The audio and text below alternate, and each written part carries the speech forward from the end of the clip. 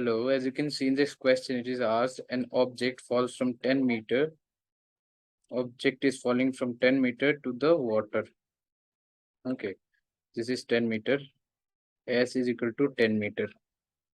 Assuming the negligible air resistance, what is the time taken to reach the water and speed with which the object reaches the water? So we have to find out final velocity before touching the surface of water, V, and also the time taken in this process, and we know initial velocity will be 0 since it was at rest.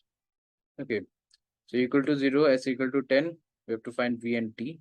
So we are going to use s equal to ut plus half a t square for finding out the time.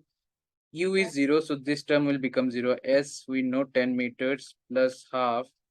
A is nothing but the gravitational acceleration, that means g, which we can consider to be 10 and t square.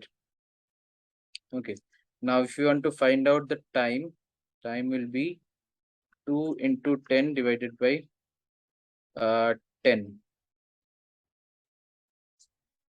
t square. So t will be root 2. Root 2 is equal to just a minute.